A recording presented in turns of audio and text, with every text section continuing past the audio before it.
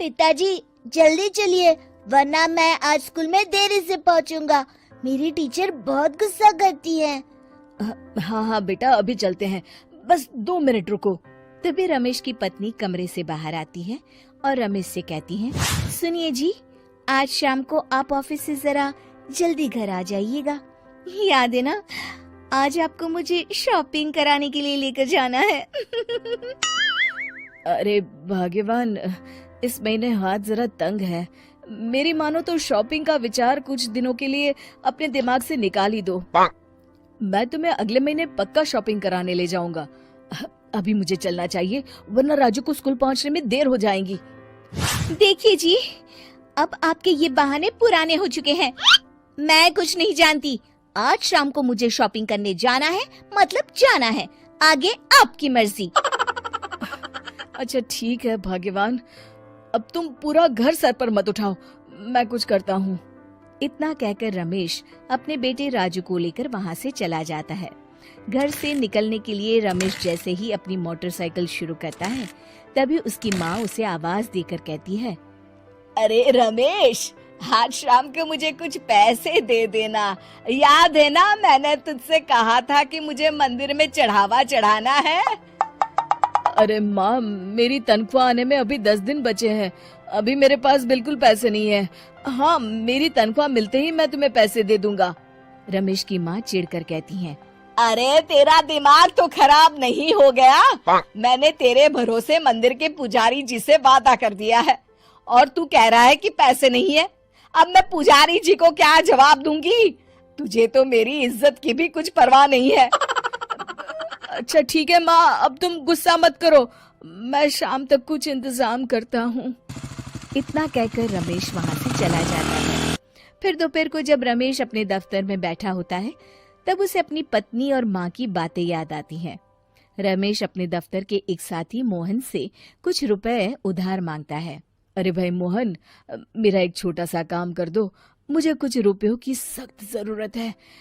मुझे कुछ दिनों के लिए क्या तुम रुपए उधार दे सकते हो? अरे रमेश भाई, मैं तुम्हें पैसे उधार तो दे सकता हूँ, लेकिन मुझे वक्त पर पैसे लौटा देना।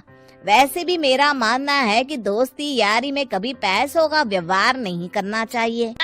ये कहावत तो तुमने सुनी ही होगी कि उधार प्रेम की कैंची है। मैं नहीं चाहता कि पैसों को लेकर हमारा रिश्ता खराब हो। अरे मोहन, तुम बिल्कुल चिंता मत करो, मैं तुम्हारे पैसे वक्त पर लौटा दूंगा। फिर मोहन रमेश को पैसे दे देता है। शाम को घर आकर रमेश कुछ पैसे अपनी माँ को देता है और साथ ही अपनी पत्नी को भी शॉपिंग कराने बाजार लेकर जाता है। रमेश की पत्नी और उसकी माँ का स्वभाव जरूरत से ज्यादा खर्चीला होने के कारण दोनों हमेशा बेवजह पैसे खर्च करती हैं। फिर एक दिन, सुनिए जी, अगले हफ्ते हमने छुट्टियों में कहीं बाहर जाने का प्लान बनाया था। आपने पैसों का इंतजाम कर लिया ना? अरे अभी कहाँ, अभी तो मेरे पास बिल्कुल पैसे नहीं है। हम कभी और चले जाएंगे। देखिए जी, मैंने सभी सहेलियों से कह दिया है कि मैं बाहर घूमने जा रही हूँ। अगर मैं नहीं गई तो सब मुझ पर हंसेंगी। आप कहीं से भी पैसों का इंतजाम कीजिए जी।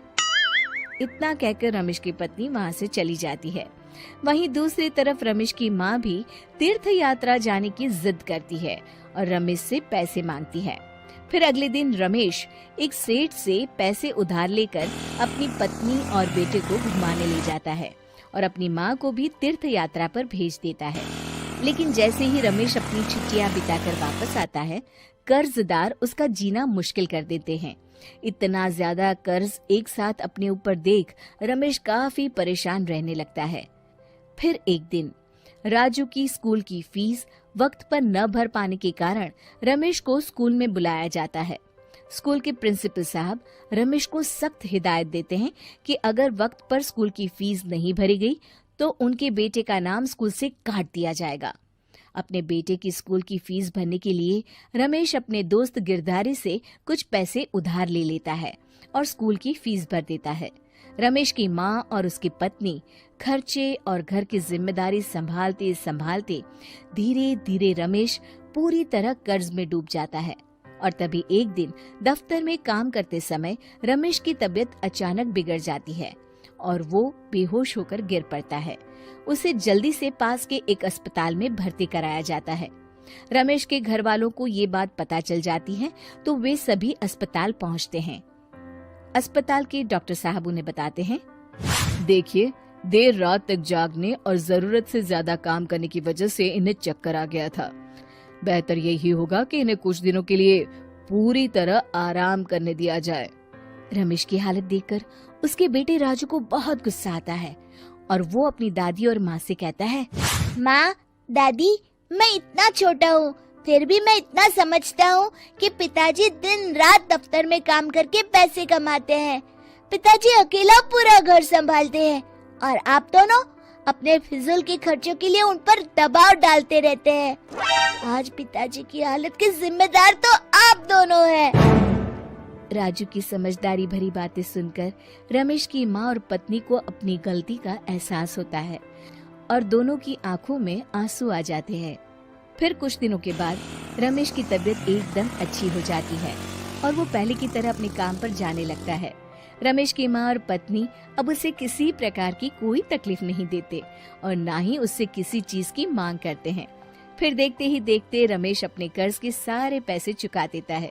उसकी जिंदगी पहले की तरह अच्छी हो जाती है और वो अपने परिवार के साथ खुशी खुशी रहने लगता है। शिक्षा, हमारे रिश्ते एक तराजू की तरह होते हैं जिसकी दोनों ओर जिम्मेदारी और समझदारी का वजन बराबर होना चाहिए।